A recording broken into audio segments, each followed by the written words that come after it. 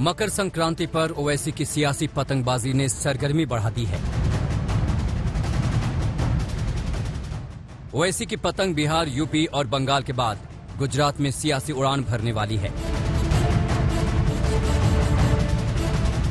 बिहार के विधानसभा चुनाव में 5 सीटें जीतकर तेजस्वी का खेल बिगाड़ने के बाद ओवैसी यूपी और बंगाल में विधानसभा चुनाव में उतरने को लेकर ताल ठोक रहे हैं। इतना ही नहीं, गुजरात के स्थानीय निकाय चुनाव में उतरने जा रहे ओवैसी अब वहां भी अपनी पतंग उड़ाना चाहते हैं। ओवैसी के इस ऑल इंडिया सियासी पतंगबाजी प्लान ने खास तौर पर उन सियासतदानों के माथे पर बल ला दिया है जिन पर ओवैसी की वजह से अपनी सियासी पतंग के कटने का खतरा मंडरा रहा है। ये भारतीय जनता पार्टी का खेल देखना आने वाले समय में कैसा कैसा खेल होता है। अभी तो चुनाव में 1 साल है, 1 साल के अंदर न जाने क्या क्या देखने और सुनने को मिलेगा। মাইনরিটিসদের ভোট ভাগ করবার জন্য আবার হায়দ্রাবাদের একটা পার্টিকে ধরে এনেছে। সেই পার্টিটা আবার এখানে কয়েক টাকা জোগাড় করে বিজেপি টাকা দেয় আর বিজেপির টাকায় ওরা এটা করে যায়। दरअसल ओवैसी मुस्लिम बहुसंख्यक इलाकों में दांव आजमाते हैं। मुस्लिम वोट बंटने से उनका नुकसान बीजेपी की विरोधी पार्टी को होता है और फायदा बीजेपी को। आने वाले समय में जहां ओवैसी की पार्टी चुनाव लड़ने वाली है, वहां भी यही फॉर्मूला लागू हो सकता है। ओवैसी की पार्टी 2022 में यूपी विधानसभा चुनाव लड़ने वाली है। यहां एसपी, बीएसपी और कांग्रेस से बीजेपी का मुकाबला है। इसी साल पश्चिम बंगाल में चुनाव हैं और ओवैसी मैदान में उतरने का ऐलान कर चुके हैं। यहां बीजेपी का मुकाबला टीएमसी से है।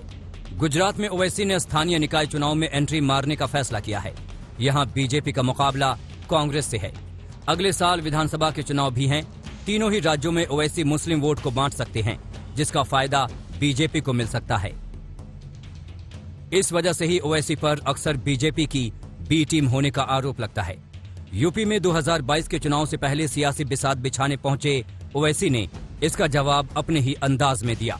फिर से कह रहा हूं कि भारत की राजनीति में अगर कोई लैला है तो मैं हूं और मेरे कई मजनू हैं। तो अब ये इल्जाम लगता रहेगा, इससे हमको कोई फिक्र करने की जरूरत नहीं है। ओवैसी 12 जनवरी को एक दिन के दौरे पर उत्तर प्रदेश पहुंचे थे। ओवैसी की नजर मुस्लिम बहुल इलाकों पर थी। यूपी में ओपी राजभर की पार्टी के साथ उन्होंने हाथ मिलाया है, लिहाजा दोनों जौनपुर दीदारगंज होते हुए आजमगढ़ पहुंचे। इस दौरान दोनों जौनपुर के गुरैनी मदरसा भी गए। मुस्लिम बहुल गांव माहौल में अपने समर्थकों से मिले। ये इलाका समाजवादी पार्टी के प्रभाव वाला है। MY कॉम्बिनेशन वाली समाजवादी पार्टी के लिए मुस्लिम वोट कितना मायने रखता है, इसका अंदाजा आप इसी बात से लगा सकते हैं कि इस समय अखिलेश यादव की पार्टी के 49 विधायक हैं। इनमें से 17 मुस्लिम विधायक हैं। वहीं यूपी में करीब 20% मुस्लिम मतदाता हैं, जो अब तक समाजवादी पार्टी के साथ माने जाते रहे हैं।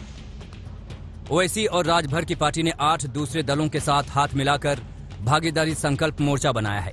इसके जरिए मुस्लिम पिछड़ा और दलित वोटों को गोलबंद करने का प्लान है। इस प्लान के निशाने पर कौन है, ये भी ओवैसी के बयान से साफ हो गया।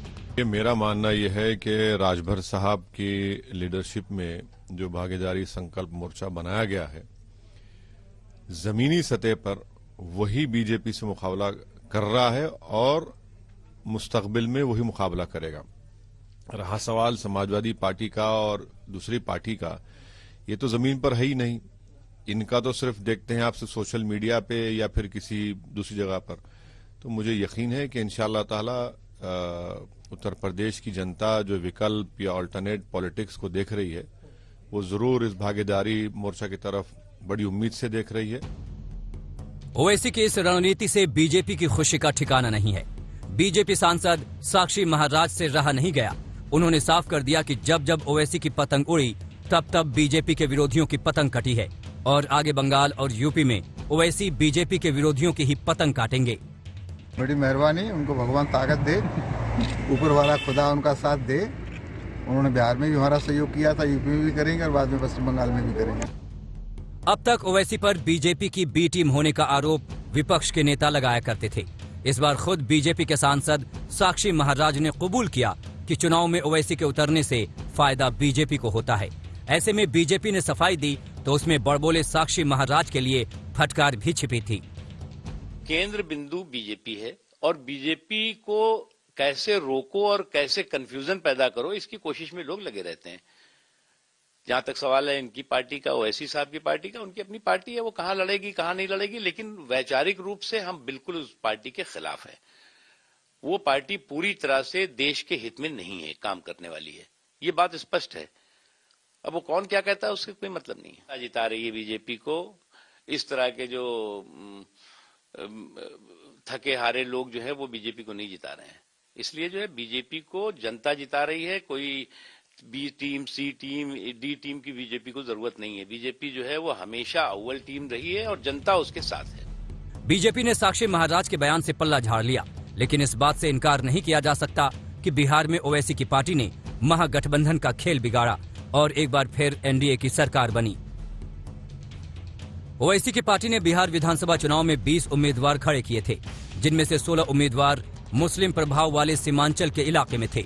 यहां ओवैसी की पार्टी ने 5 सीटें जीती और बाकी 15 सीटों पर वोट काटकर महागठबंधन को नुकसान पहुंचाया। महागठबंधन को 110 सीटें मिली, जबकि बहुमत का आंकड़ा 122 था। अगर 15 सीटों पर नुकसान न हुआ होता तो महागठबंधन बहुमत का आंकड़ा पार कर गया होता। यूपी में अखिलेश यादव हों या बंगाल में ममता बनर्जी, उन्हें भी ओवैसी की वजह से अपना खेल बिगड़ने का डर सता रहा है। अहमदाबाद में गोपी घांगर के साथ कन्नौज से नीरज श्रीवास्तव और अभिषेक मिश्रा, लखनऊ आज तक।